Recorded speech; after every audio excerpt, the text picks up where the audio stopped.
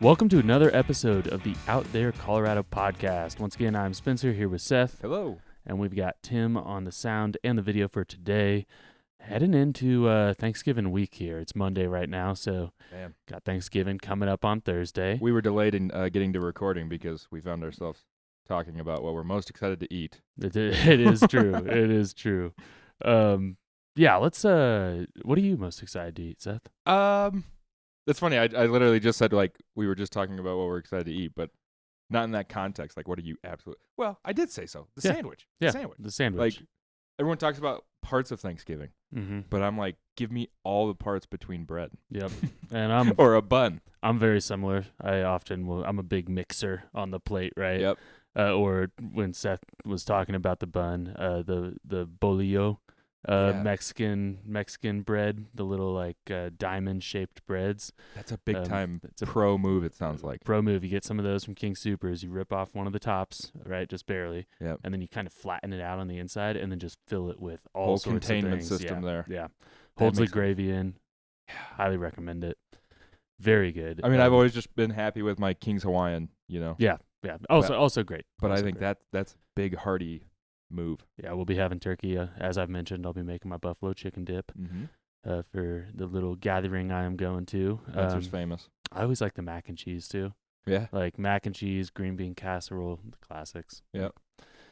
Corn casserole. I have yet to, I bet I have some friends somewhere that does it, but those like Jell-O casseroles. Yeah. You've seen those? That's a Midwest thing. Yeah, like not in Indiana really, I guess. I don't know. I've never seen it. And is it like Cool Whip? And then crumbled pretzels? Yeah, is that what you're talking about? It's like Cool Whip and like just a bunch of marshmallows and things and this like Jell-O thing. I don't know. A weird one we always grew up with, just super easy. Snicker salad.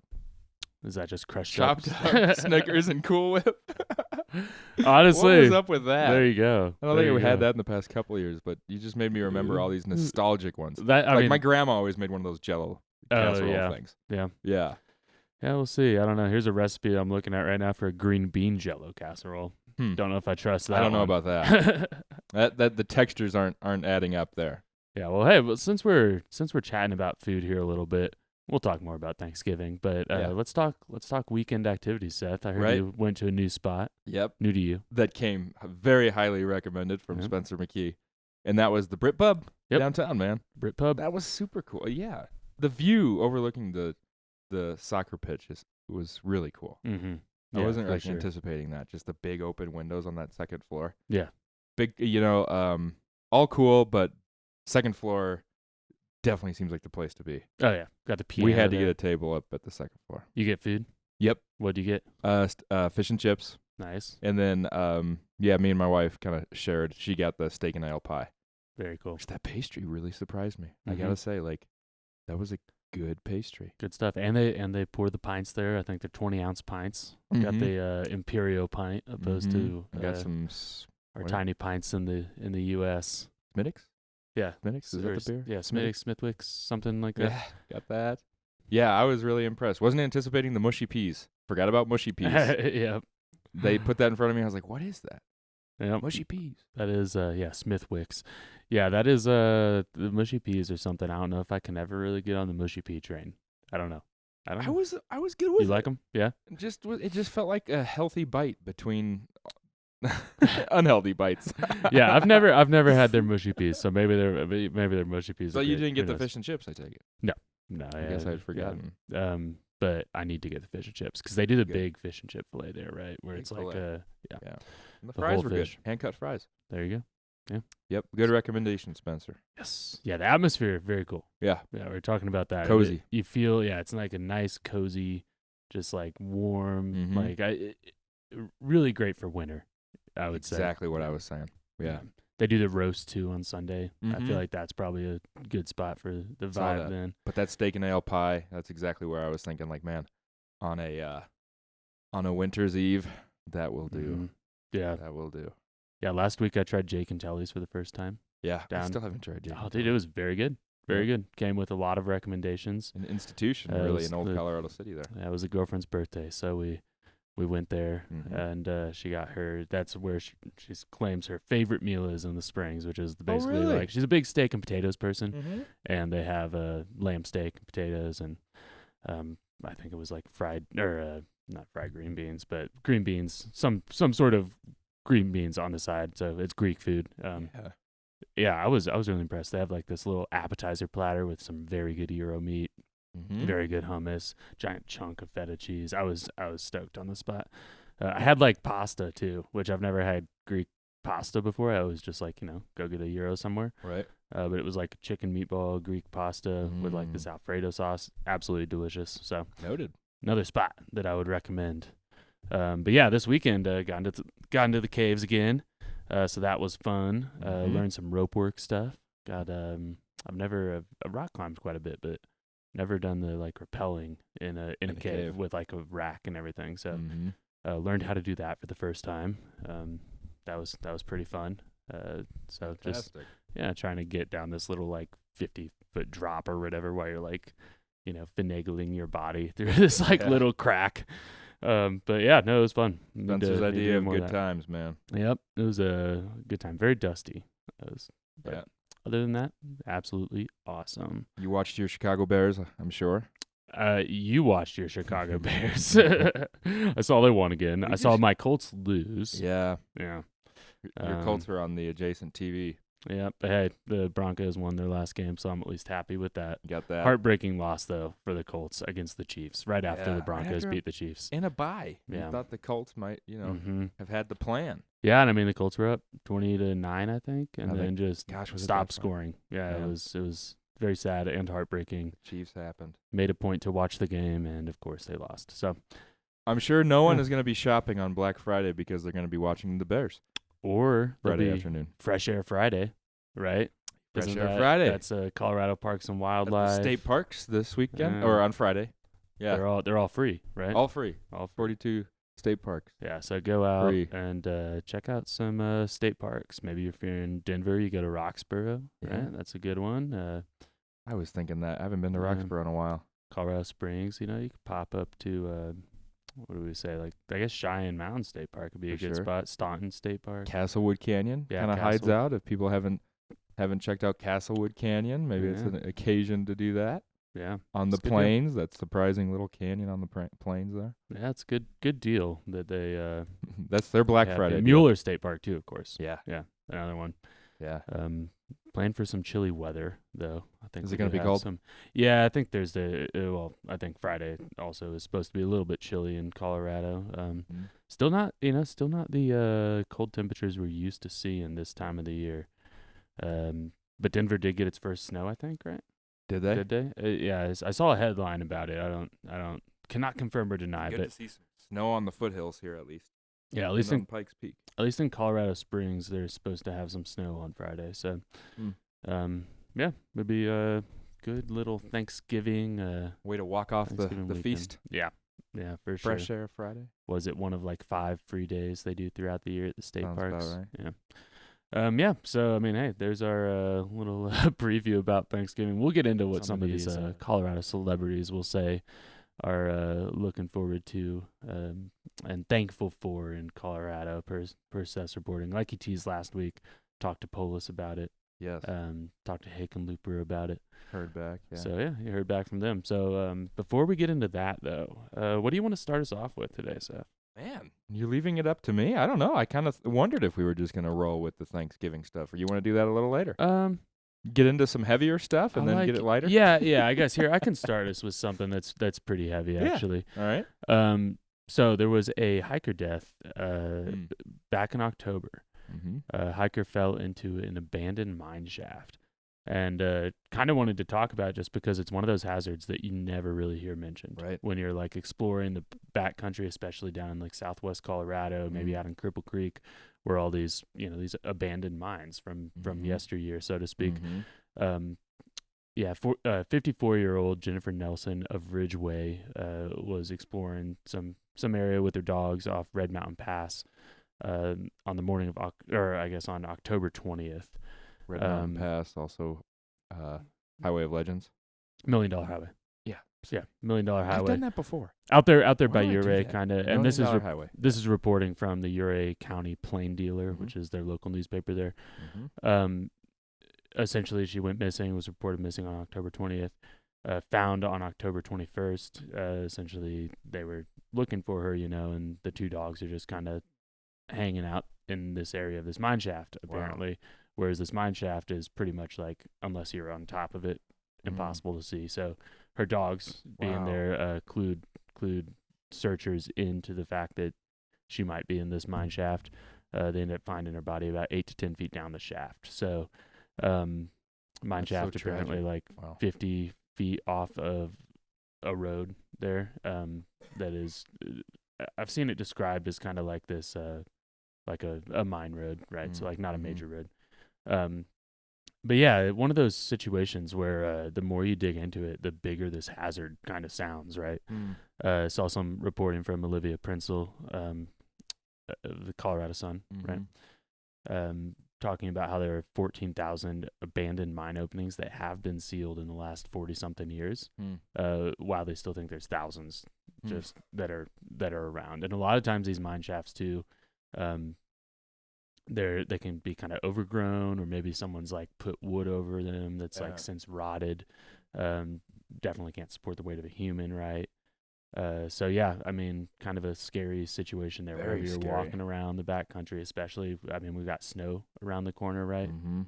Snow can cover these holes, and obviously, I mean, it's not like there's just holes everywhere in these areas, but definitely something to be aware of, especially if you're in an area where these mines are at. Yeah, wow. Makes me think about some of the liability issues we've heard from private landowners over the years around some of these really popular recreation areas. Yeah, and I mean, that was, I think, one of the concerns that was expressed with this DeCalibron loop too, right. Was that they don't necessarily know where all these openings are. They've been lost to time. You're looking back at like mining that took place in the 1800s. Not a great record, especially when you're talking about thousands of these dotting the landscape. So wow. It's also important. It's important to mention too, I think, a lot of people assume like if you fall in a mine shaft, it's that fall that will kill you. And I don't, as far as I know, at last report, this woman's cause of death was not released yet, at least as far as I could find. And I mean, she was found 8 to 10 feet down, right? Which people might not think like, oh, that's a massive depth, right? But a lot of these mine shafts are also filled with water, and that water can be absolutely frigid. They might have gases in there that are toxic, right? That's something where it's really a very scary situation, because it's just essentially, there's a lot of times these odorless like fumes or gases, right? That essentially just make you drowsy and then you pass out. Like that's why whenever we're caving, a lot of the time, if there's any question about the air quality, we'll bring air monitors with us to just monitor for like CO2, et cetera. But yeah, I mean, then essentially I found this list. It was linked, it might have been in Olivia's article with the Colorado Sun, but linked to this series of mining deaths that have occurred in Colorado outside of just like, your typical mining deaths, but like involving these abandoned mine shafts. The last one that they report here is 1999. So I'm assuming this hasn't been updated for a while. It goes back to like 1955 too. But to give you an idea of what type of deaths can occur around these mines, here's one where a 24-year-old in 1986 killed after falling down a 900-foot mine shaft near Cripple Creek. Right.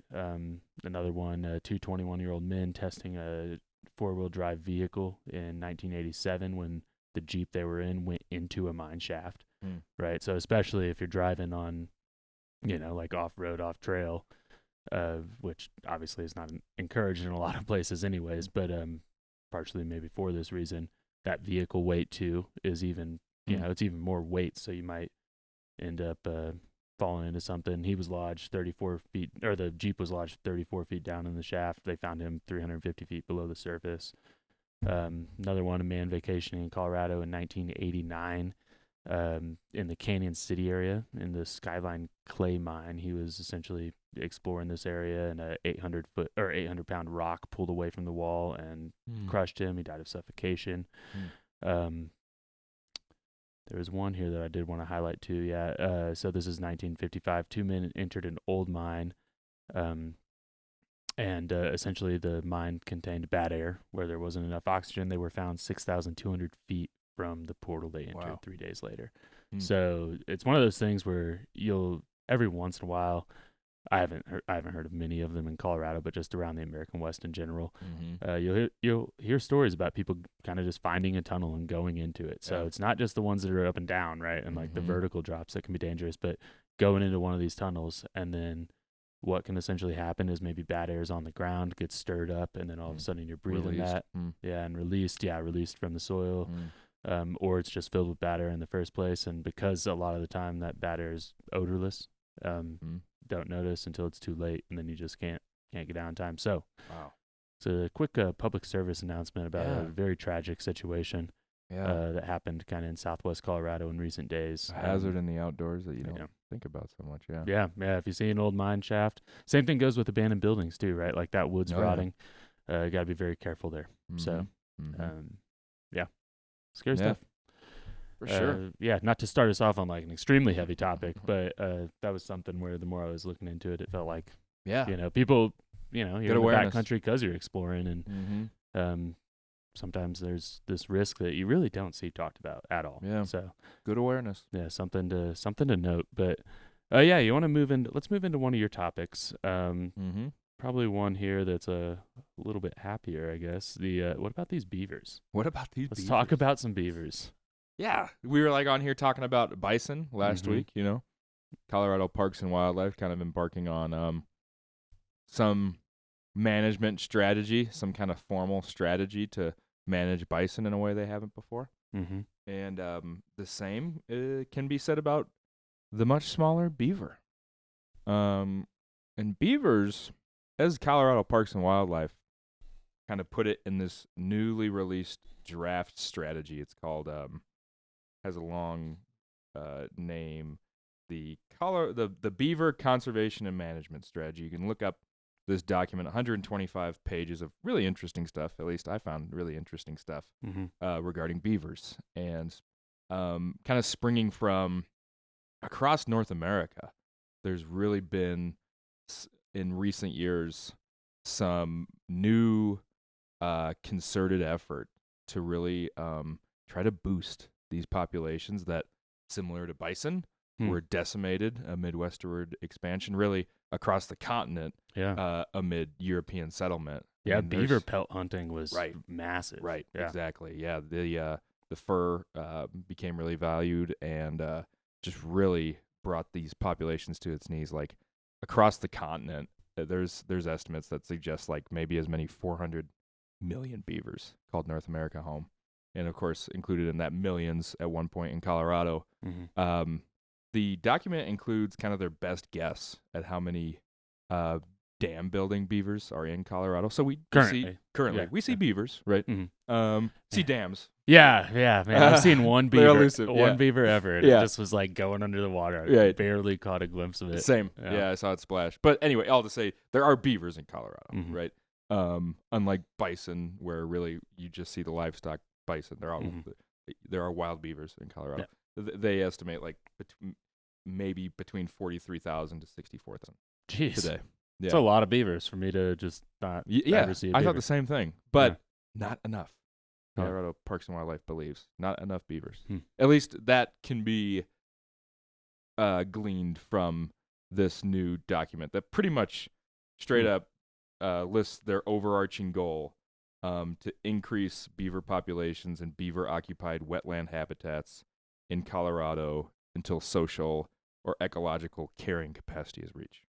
So those are two pretty important points that get into a lot of complicated factors. But beaver, for people who aren't aware, I mean, beaver get called like the engineers of nature. In a Gazette report last year, there was an expert who called beavers like the charismatic face of river resilience, which I think is a really interesting way of putting it.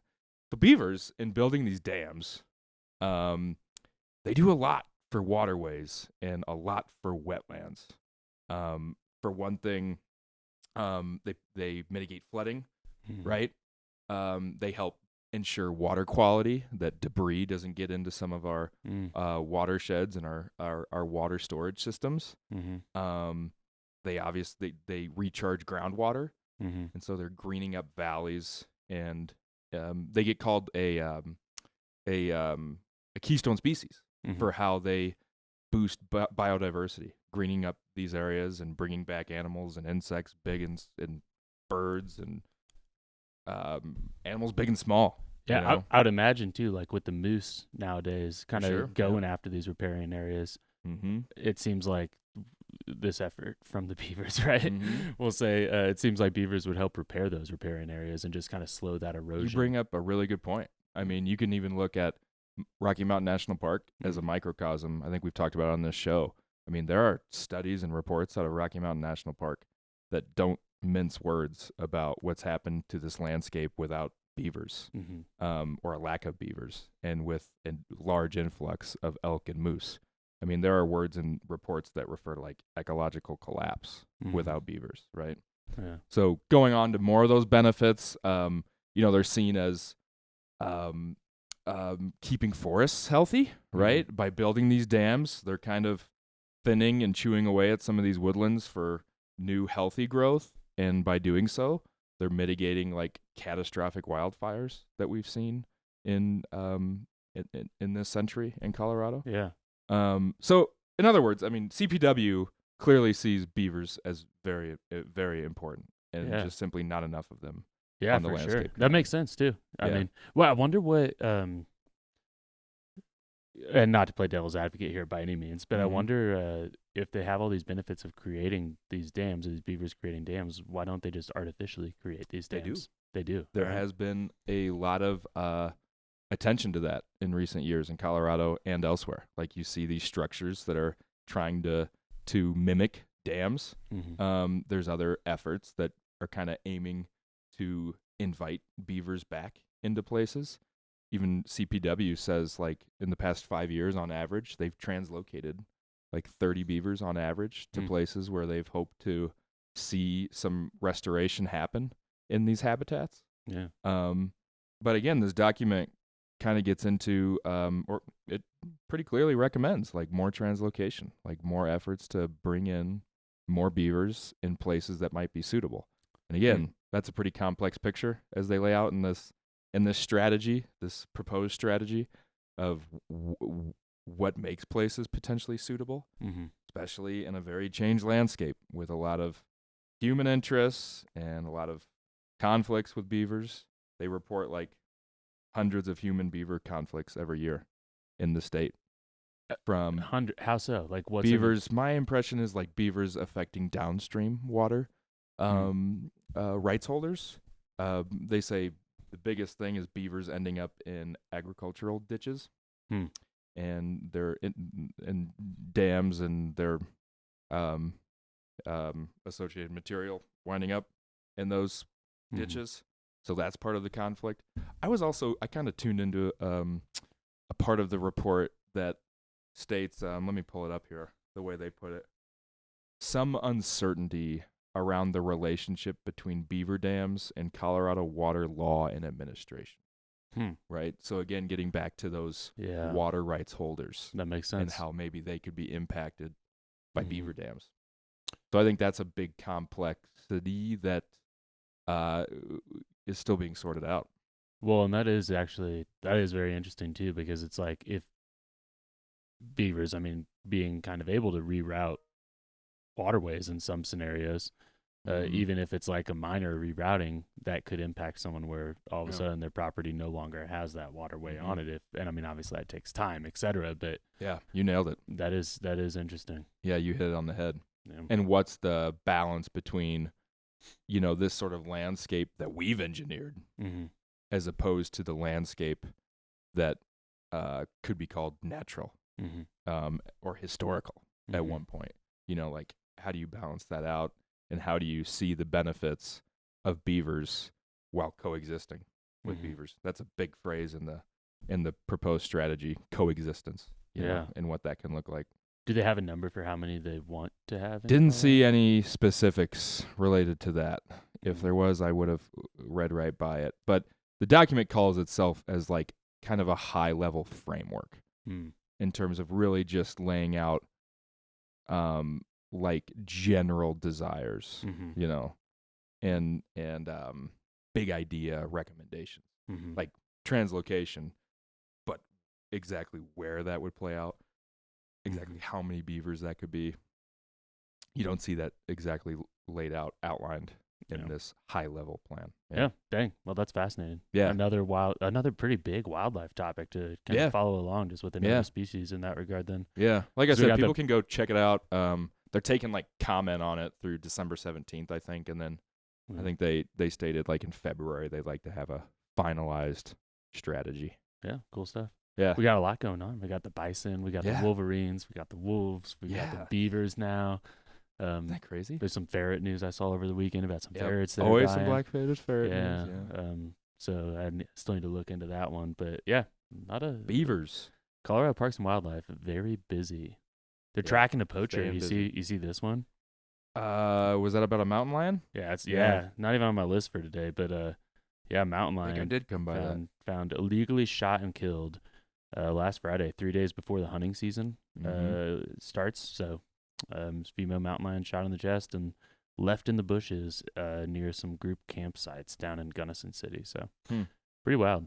Though Colorado Parks and Wildlife didn't say anything too specific about being like this might have been self-defense by any means, but they did note in the press release just kind of like a general reminder that any self-defense killing of wildlife should be immediately reported. So which obviously, if this was self-defense, which I probably no reason to believe that it was self-defense at this point, at least. Obviously, it was not reported. So, yeah, their hands are busy. They've had a few pretty high-profile poaching cases recently too. The 4 bull elk down in southern Colorado. Or bighorn sheep that I heard about recently. I think so. Yeah. Bighorn sheep was shot and killed. I want to say that was somewhere in the San Luis Valley. There's been some pretty notable. It's easy to get the sense, like I think CPW, if they can like publicize those poaching instances, I mean, getting it out there that these things come with steep consequences. Oh, very steep. Yeah, and I think imprisonment. I want to say, don't quote me on this at all whatsoever, and I'm not going to be able to find this on the internet at the moment. But I think it was something like a third of the cases are solved because of tips or something like that, or it was a higher number. Yeah.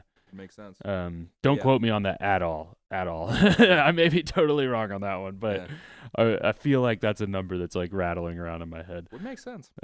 Tips, So, either way, coming by these animals and reporting it, either way, the tips are important. So there's Operation Game Thief, and people can report anonymously, and there may be a reward. So, something there. How about this new mountain bike trail that's by Denver? More neat little news there. Yeah, this is a quickie, because it's a little trail, but as it was described to me, a little trail that kind of has some bigger significance to it. So has a pretty cool name, pretty enticing name, called the Prairie Plunge. Ooh.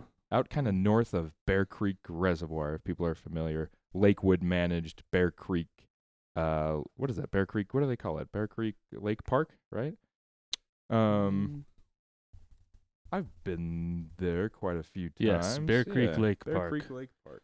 A 2,600-acre hidden gem. Yeah, kind of a nice oasis in the summer, too. There's kind of two different-sized reservoirs there and some stuff to do on land in terms of trails, including this new one called the Prairie Plunge. So kind of this short trail that was built with mountain bikers in mind that kind of flows through the grassy folds of the land there north of Bear Creek Reservoir, kind of off Morrison Road where people access it. It's 2 lines, one slightly more technical than the other, but both described to me as really beginner friendly. Nice. Flowing through the area and converging. And like I said, short, small, good for beginners, but it's the first downhill designated trail in Lakewood's system. That's what I was going to ask. I was going to ask if it was downhill. How long is it? roughly? I heard people say, I need to pull up a map. I heard people say maybe a quarter mile, maybe a half mile. Okay. The trail itself. But Sure. significant Sure. in the regard, especially because dedicated downhill. Yeah. Right. And so it was built alongside Colorado Mountain Bike Association, which if people aren't familiar, they've been really busy in recent years building up. I mean, they would point you to like these 3 parks, these 3 trail systems that have really expanded at Floyd Hill, and also what's that called by Black Hawk, Maryland Mountain, and then of course Virginia Canyon Mountain Park in Idaho Springs. Yeah, makes sense. Yeah, mountain biking's getting even more popular. Yeah. It just continues to grow, and I mean, maybe a big part because of how accessible it is, both in just these trails expanding and also like things like e-bikes, etc. But yep, and the Front Range kind of having a moment. You know, I mean, that's what Colorado Mountain Bike Association has been kind of what they've trumpeted is really putting the Front Range more so on the map. You know, serious mountain bikers look to Fruita, look to Crested Butte, but in terms of just flying into DIA and being able to go west into Floyd Hill, into Idaho Springs to some of those bigger parks, and you know, where we're seeing like berms and, you know, some real big time features. That's cool. And they'd kind of point to Bear Creek Lake Park as just kind of your easy to access, friendly beginner. And here's kind of this first instance of some progression where you're getting that experience of getting a little horizontal, you know? Yeah. And then, yeah, significantly, as they see it, like Lakewood kind of experimenting with this downhill only designation and kind of how that is maintained and how people interact with it.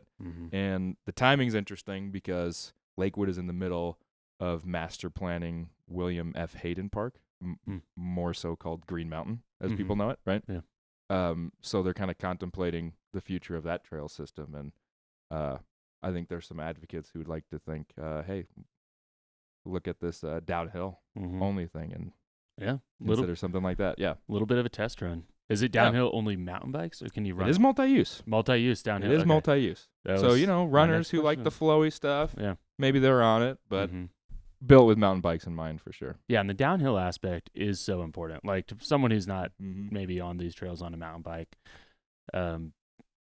maybe it's a little bit hard to grasp it, but when you're on a mountain bike cruising down, or even I guess running, you know, it's like, and maybe there's a blind turn or just a turn where you don't quite have enough vision, and then all of a sudden people are, you know, essentially like they've got their backpack down in the middle of a trail and they're digging over, you know, bending over, digging through their backpack.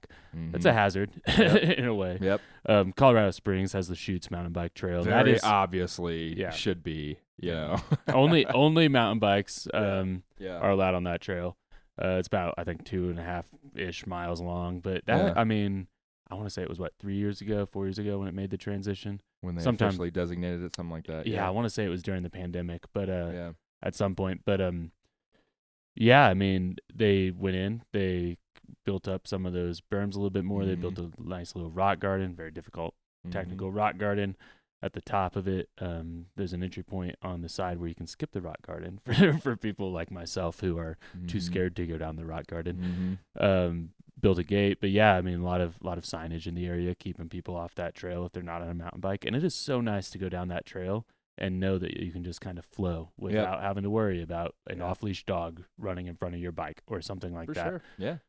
Jefferson County, you see these designations around that popular system there, you know, talking about the Denver area.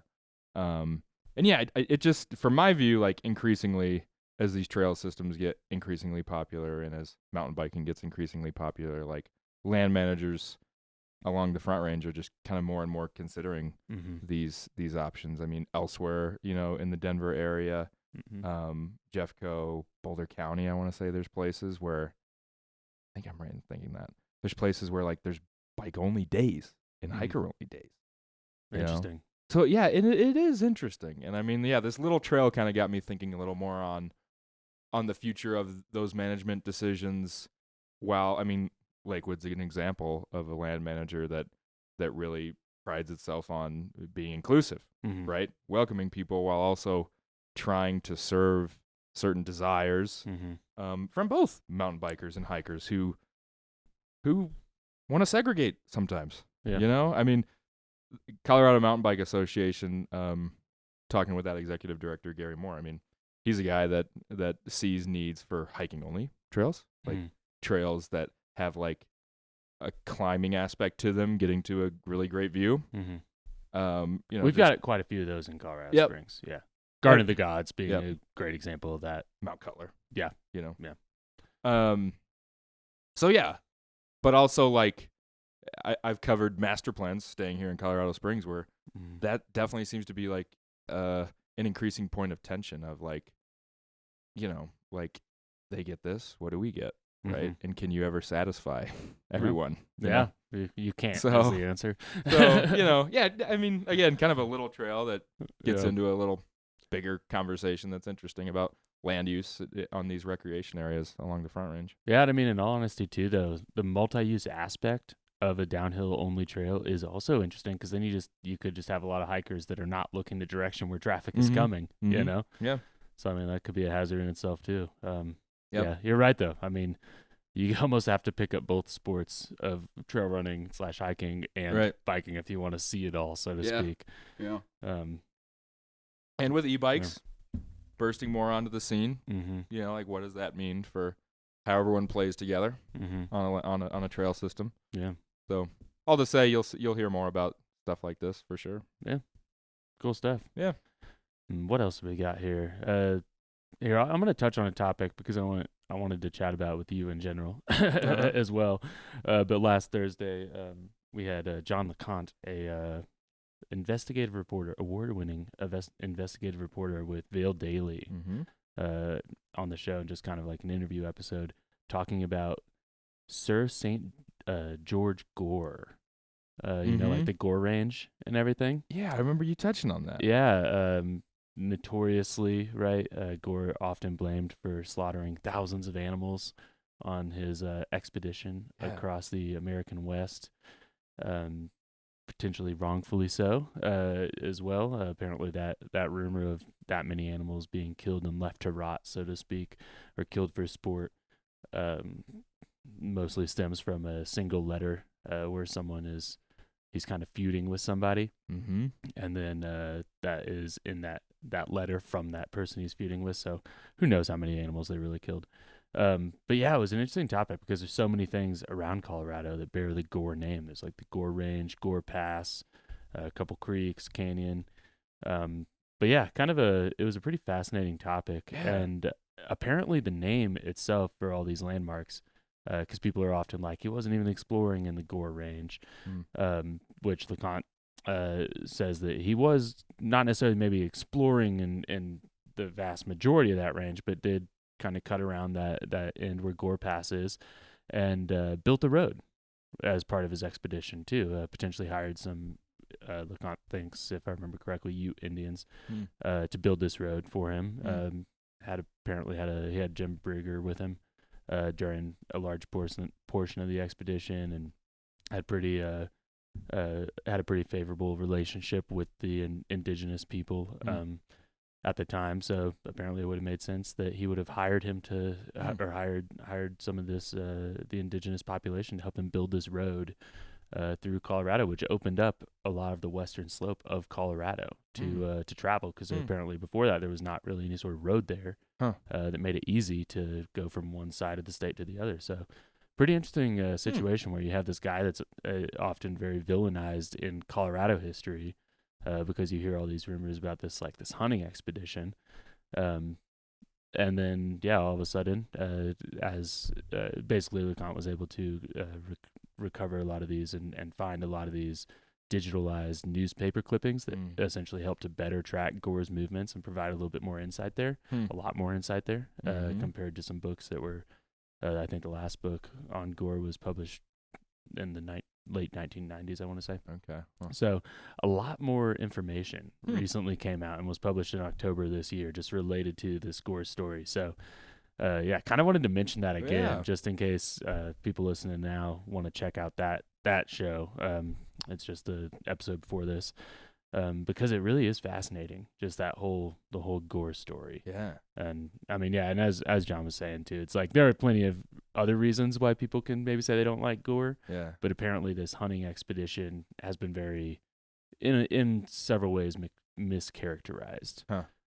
Interesting. Yeah. So yeah, it's pretty- always the case with. I hear that all like. There's a lot of instances with Colorado characters who just there's more. There's always more to the story, right? I mean, history tends to confine people to certain reputations, and there's always layers to everyone. You know. Yeah, and I think one of the things that I found the most fascinating about our chat was just how he was tracking this information down. Yeah. Because that's always something that, like, Yeah. it's like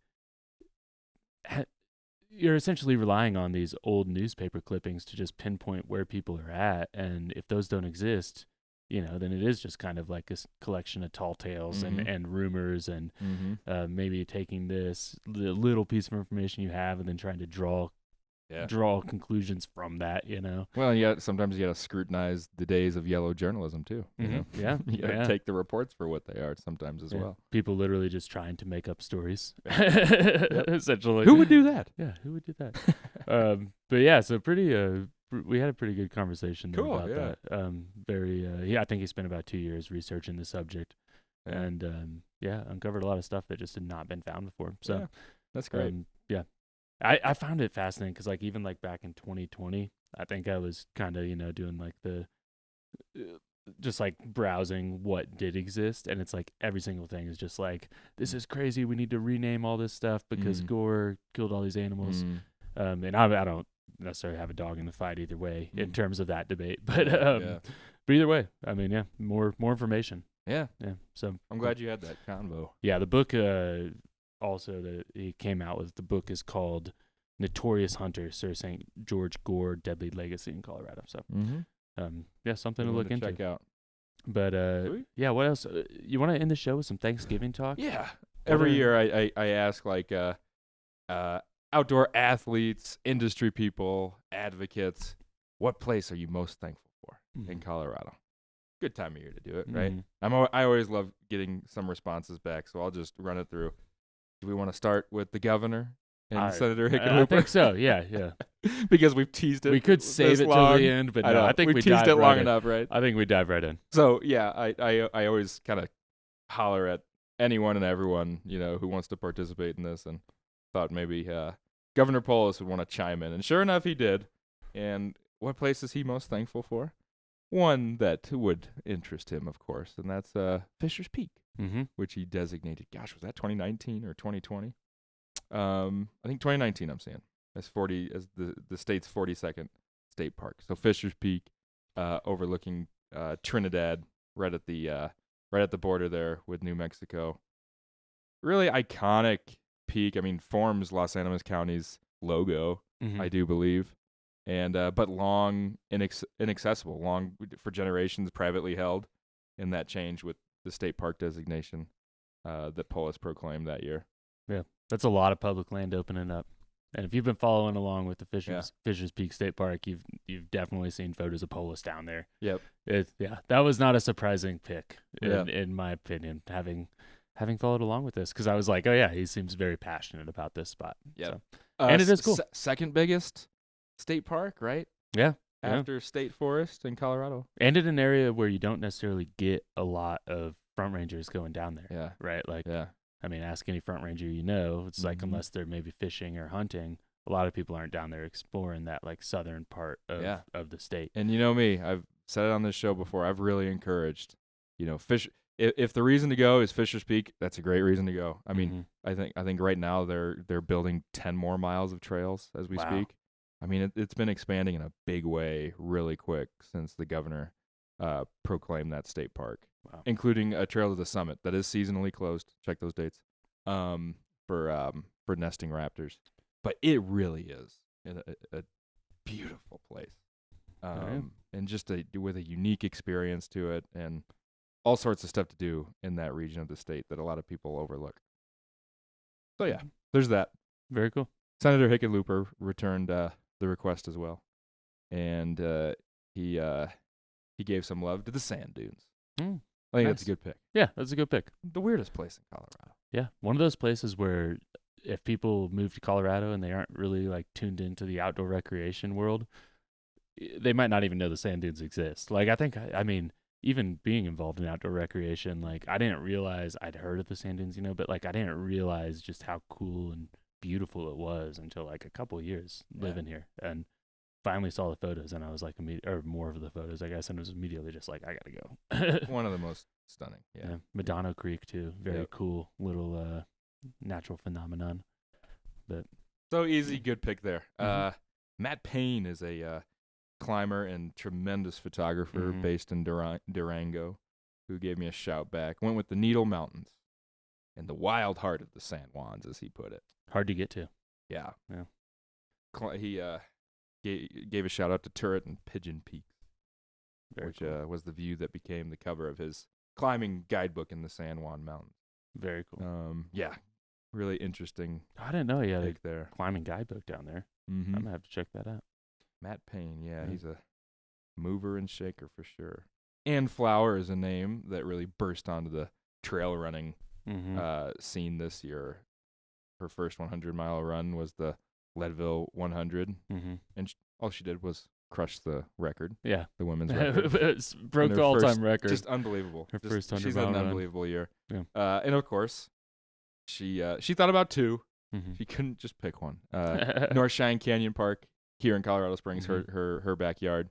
Awesome place. Yeah, as you and me know. I agree on that in that regard. I'm like, that is a spot where it's just, you can do whatever you like. It's so full of just like places to go and things to see. I mean, it's always striking to me that like you can be downtown Colorado Springs or be at Bristol Ivy Wild with a beer, and you can be on Mount Cutler or starting up Mount Cutler in 5 minutes. Literally, it's just crazy. It feels like you, especially if you're on the backside too, you don't see the city, and it just feels like you're in the middle of nowhere. You're in. Yeah. Great for trail running too, so not surprised with that at all, especially if you're talking about trying to train for long distance uphill running. Yep. She also threw out Hope Pass, of course, on Leadville. Oh, right, that critical juncture and gorgeous juncture of that Leadville Trail 100 route. Gosh, I mentioned Gary Moore on the show earlier, Colorado Mountain Bike Association executive director, based in Morrison. He gave some love to Maryland Mountain in Blackhawk, that expanding trail system there that I haven't checked out yet. And it sounds like I need to. Yeah, you got to. Cam Smith, a ski mountaineer that I connected with this year. He's based in Crest Butte. Of course, he loves the Elks. The good old Elk Mountain. Known for his he's in Nordic skiing, right? And like he's had some comments to share about the new Olympic sport. For those of you who've been listening, ski mountaineering, which combines kind of the the uphill and the downhill and the flat and everything, but very cool stuff. Mike Harvey is a really important figure in the paddling world along Salida for what he's done for the river there and the industry there, and of course he went with the Pine Creek and Numbers sections on the Arkansas. Also not surprising. Yep. Also really cool. Yeah. That I mean, you can be in Salida or Buena Vista and just catching some really quality rapids. Oh yeah. The Numbers stretch. That's what we did with one of the OutThere Colorado projects here, like 2.5 years ago now or so.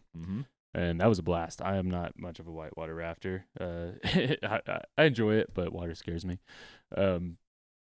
So yeah, it's in the class 4 territory, right? Yeah, Numbers, Or I mean, I think some of it depending on flows, I guess. even gets more so when the flow is stronger. Maybe if I remember correctly, we hit it when flows were pretty high. It was like right when they were allowing people to hit it, right? That early season, and it was a blast. Very beautiful too. So. How about you? What are you most thankful for? What place comes to mind? Man, this year I'm gonna have to go with Underground Colorado. Every week, talking about OutThere Colorado, talking about OutThere Colorado. Now I'm talking about Underground Colorado. Been caving a lot lately, and it's just a whole different thing. So that's for this year. That's gonna be what I'm most thankful for, and I've mentioned it before. But people that are interested in checking out some caving, and not just in the form of like walking through caverns, but like actually crawling around. Cave of the Winds has their what is it, the what do they call the tour now? The expedition tour. Right. Cave of the Winds expedition tour. Something a little more adventurous than and that's something where if you want to go try caving out, the expedition tour, 2.5 to 3 hour guided caving experience. So you'll be with people that know what they're doing, and it's something you can sign up for. I think it's like, I want to say it's $100 to go do that. Yeah. If I remember correctly. The beauty of pulling it up here. Colorado that people don't see. Nice pick, man. Yeah, and then also I think out in Glenwood Caverns, for people on the Western Slope, they offer a similar type of tour. So that could be another place to check out if you want to just pay and go on one of these trips. For a side of outdoor recreation that seems hard to break into, you get 2 good bets right there. Yeah. Yeah, Cave of the Wind's $99 each. Yeah. So, and there is a 10% military discount available for active duty and veterans, which I think is what their website says here. So, but yeah, nice so pick. cool stuff. Yeah, Nice pick. Caves of Colorado. Nice. What about you, Cool. Seth? What do you got? Pikes Peak. Pikes maybe Peak? I'll go Pikes Peak. I see it every day. I'm so grateful to see something every day that just makes me feel really small. You know, That's even fair. even in a bustling city. It's maybe a Mhm. cliche pick, but it just seems like the most true pick for me. That's what, man. And everything that emanates from it. Yeah. Right. All the Yeah. the places that we explore right out our back door here in Mhm. Colorado Springs. It's Yeah, it's true. I yeah, guess I'll go that. I mean, it's a great pick. It is kind of that like reminder that just outdoor recreation is so close. Yep. I In think the city. Yeah. Tim was mentioning. We'll see if I have a message. Oh no, not Tim. Yeah, Tim was mentioning Red Rocks being something he was thankful for. Yeah. So he's nodding over there from the booth. Good pick, Tim. Yeah, which I think a lot of Coloradans would agree with that. Yeah. Yeah, man, and I mean, I was also on my mind North Cheyenne Canyon and just all these spots that are just like smashed up against Colorado Springs, where it is just possible to leave the house and be on a trail in 10 minutes. Yeah. Makes it a lot easier to kind of fight back those like hesitancies, you know, and it's like, do I really want to get off the couch and go do this? It's like having it right there is just so nice all the time. I am crazy thankful for the San Juan Mountains. Yeah. In places on the western slope. But like I don't think it's a surprise when I do this when I ask people every year what place are you most thankful for, they're almost all of them coming back with me something in their backyard, something close to home. Yeah. And of course, that's why we live in Colorado, because we have something wild right there. Yeah. Waiting for us, or just a nature escape right there for us. Yeah. Yeah. Hey, I think that's a good way to end the show. So, on a Thanksgiving note, yes, happy Thanksgiving, everyone. Hope it is a wonderful week for y'all. Before we go, I'm Spence. I'm Seth. And we will see you next time out there, Colorado. Fans, readers, boom, whatever we say. We'll see you out there. We'll see you out there. That is what we say at the end. And this week we will most definitely be eating there. We will be eating out there. Yep, and there goes our Leave No Trace sign. Everyone leave no trace on your adventures. Remember, Fresh Air Friday. Fresh Air Friday. Walk off those calories. Yep. Have a good one, y'all. See ya.